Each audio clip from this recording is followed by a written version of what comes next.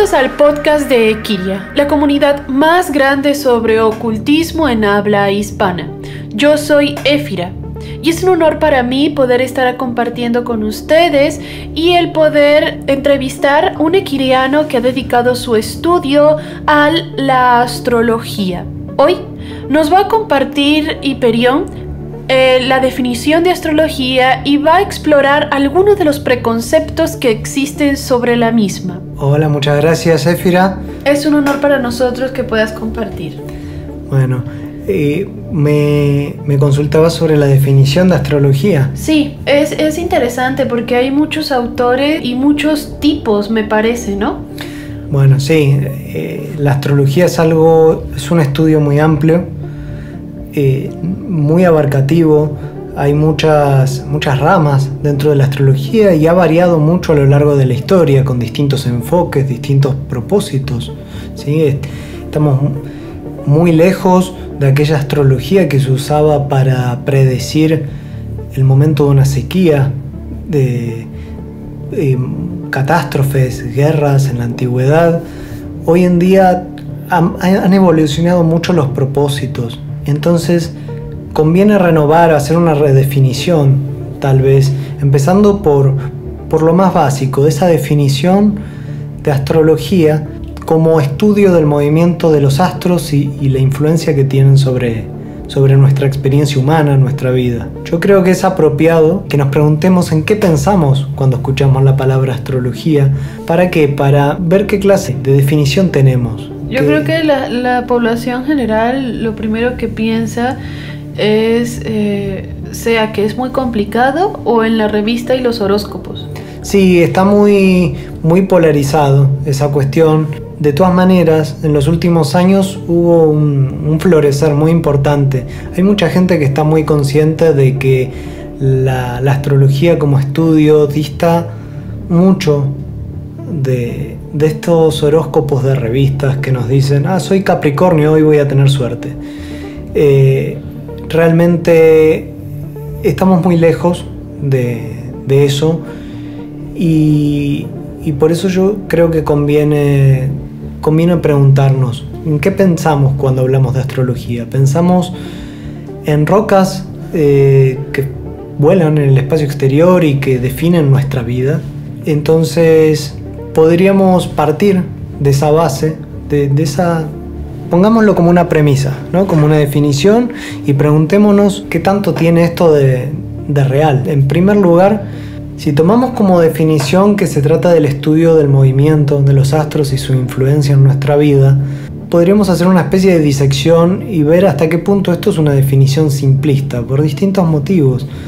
Pero en primer lugar, porque tendríamos que explicar por qué prefiero decir que es un estudio y no específicamente una ciencia o un arte.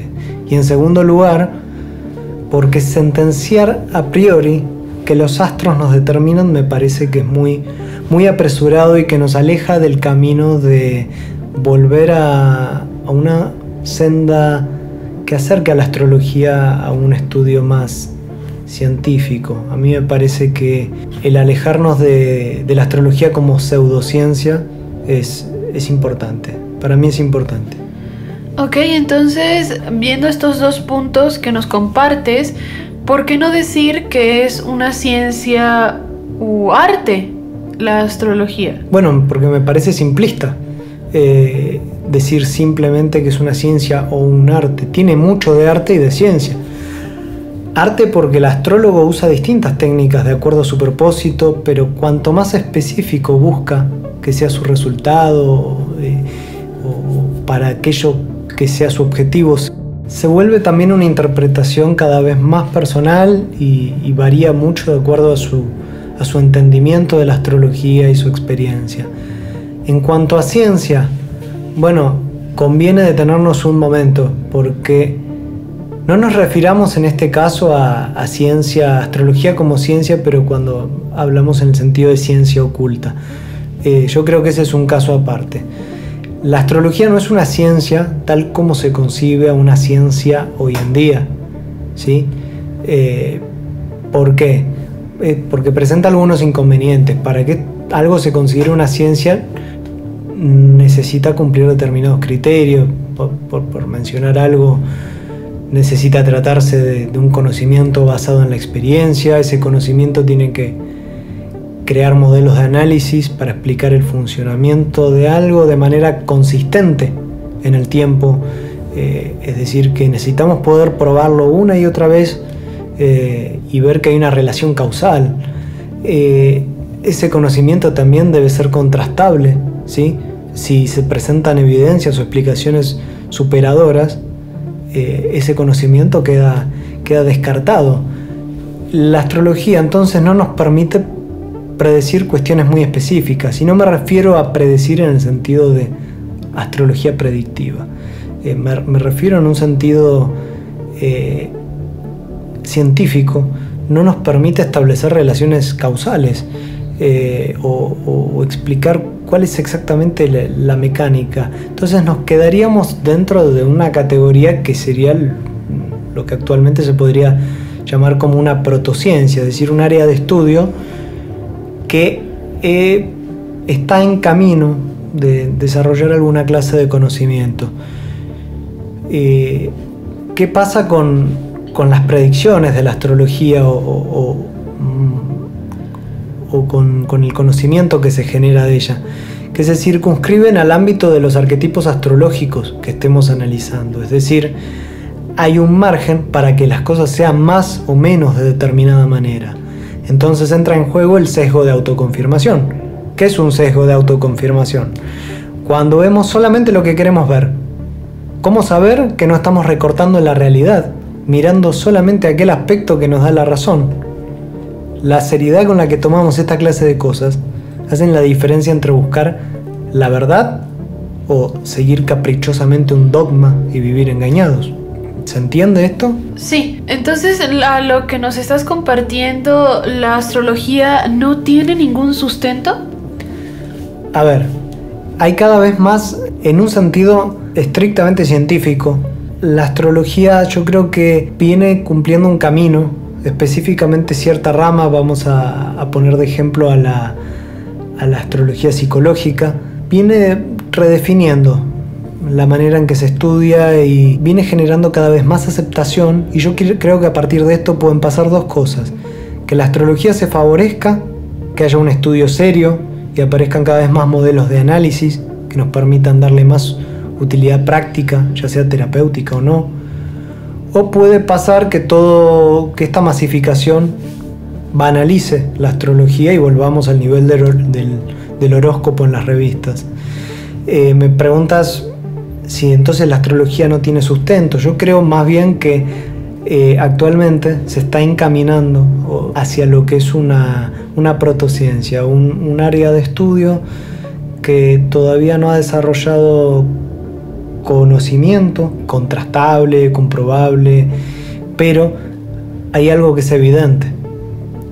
Para todos aquellos que nos dedicamos a la astrología, la relación entre el movimiento de los astros y la experiencia humana es evidente. Y ante lo que has compartido, me cuestiono, ¿por qué no te gusta tomar como una verdad absoluta o hablar sobre que los planetas nos definen?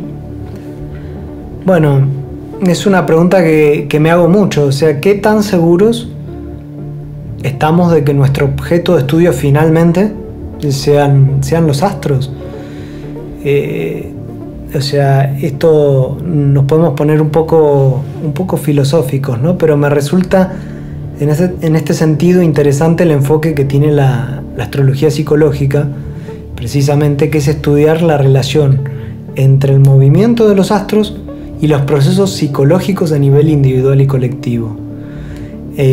Si sabemos, o al menos quienes estudiamos esta área lo intuimos o lo creemos como algo, al menos como una hipótesis, como algo seguro, y lo estudiamos, ya sea que lo podamos contrastar o no luego, sabemos que esa correlación no implica necesariamente una causalidad. Es decir, que algo pase al mismo tiempo o antes que otra cosa no implica que la primera sea la causante de la segunda, eso está claro. Entonces, ¿es válido decir que los astros moviéndose son los que determinan aquello que nos sucede? Puede que sí, pero puede que no. Y esto no quita validez a la astrología. Para mí la vuelve más interesante, de hecho. Aún no sabemos cuántas leyes científicas nos falta descubrir, y con la astrología estamos un poco como cuando no se postulaba la ley de gravedad. ¿Qué tal si hubiera, ajeno al ser humano y ajeno a los astros, un tercer factor que nos determina a ambos a la vez y del cual solamente somos un reflejo o una reacción? La alegoría de la caverna de Platón es excelente para explicar esto. ¿Por qué? ¿Y por qué tal si al estudiar los astros solo estuviéramos analizando una sombra?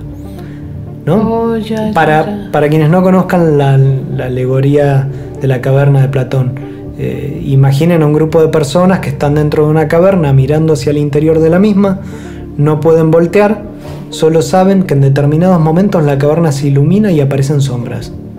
No pueden ver el sol que tienen detrás ni qué ocasiona las sombras, solo pueden indagar qué es lo que ocurre mirándolas.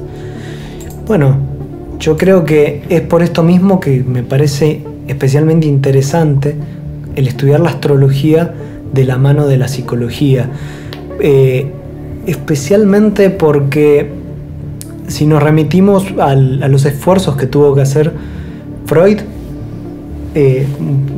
tú eres psicóloga, vas a poder hablar de esto bastante más, pero podemos hablar de los esfuerzos que tuvo que hacer Freud para que su teoría del inconsciente sea aceptada. Básicamente, ¿de qué hablaba él cuando hablaba del inconsciente? Básicamente lo que hacía Freud, por medio de hipótesis descriptivas, buscaba comprobar, notificar, comunicar mucho de sus investigaciones.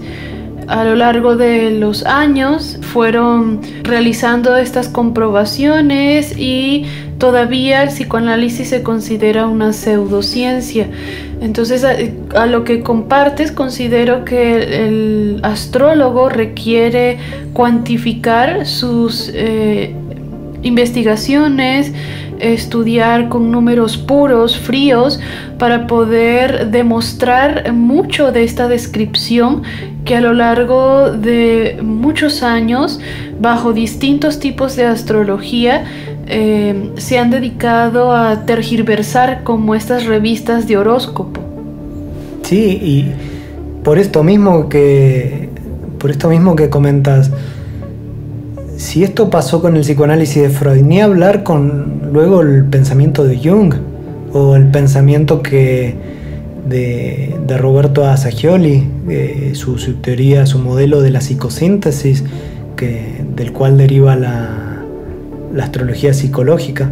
Entonces, yo creo que estudiar estas dos disciplinas o áreas de estudio de la mano es muy valioso, porque nos encontramos frente a desafíos parecidos y que para validar el conocimiento. Entiendo. Me gustaría escuchar en qué te ha ayudado o aportado a tu vida el estudio de la astrología. Bueno, muy lejos de esa noción que existe de la astrología como herramienta predictiva. Para mí, la astrología me ha servido muchísimo como herramienta de autoconocimiento. Me aportó un marco muy útil para entender los desafíos que se me presentan en mi vida, entender en qué momentos es mejor tener paciencia, qué clase de impulsos me traicionan, de dónde nacen, qué aspectos de la personalidad es mejor atemperar o en cuáles me conviene poner un esfuerzo extra porque no se cultivan solos. Y esto va de la mano también con qué clase de desafíos se me presentan cíclicamente cada determinada cantidad de tiempo, entender por qué son de una naturaleza parecida. De repente empezamos usando la astrología como marco de análisis o un modelo, empezamos a entender de qué manera todo lo que nos pasa en nuestra vida está vinculado con nuestra personalidad. Y empezamos a usar un poco este pensamiento holístico para generar también una integración de la personalidad. Entonces yo lo veo como tú nos compartes. Yo lo veo como este precepto de la alquimia del macrocosmo y microcosmo. Entonces es integrar estos aspectos planetarios en la individuación de la persona para poder entonces asimilar procesos muy internos y como este arte de sublimar y hacer consciente para no volver al patrón. ¿A eso te refieres? Sí, me encanta lo que comentás, porque se trata específicamente de eso, ¿no? De usar el estudio de la astrología como un espejo. Entonces, cuando empezamos a entender la astrología de esta manera, se produce una comprensión muy interna de los arquetipos astrológicos, porque les encontramos más fácilmente la manera en que permean en nuestra realidad diaria. Ya no vemos esto como rocas espaciales o teoría de algún libro viejo. Lo experimentamos como fuerzas vivas que dinamizan y dan sentido a nuestra experiencia humana. Entonces, como herramienta de desarrollo personal y de autoconocimiento, asociada a la psicología, es una herramienta fabulosa, porque nos aporta un mapa para explorar los recursos ocultos y no domesticados de nuestra personalidad y poder crecer. Muy bien. Te agradezco muchísimo por haber compartido con nosotros, haber aceptado esta bonita entrevista y entregar parte de esta visión que tienes de esta rama tan grande, tan profunda, maravillosa, y que lamentablemente se ha distorsionado con nosotros y con nuestros escuchas. Cualquier comentario que quieras realizarle a Hyperion, con mucho gusto puedes usar la caja de comentarios de YouTube, y te esperamos en que puedas escucharnos en los próximos podcasts. Es un honor para mí haber estado aquí contigo, Hyperion. Para mí también, muchas gracias. Yo soy Éfira. Yo soy Hyperion. Y nos vemos. Deseo que el Gran Espíritu guíe tu camino, ilumine tu corazón, y aquí estamos para ti.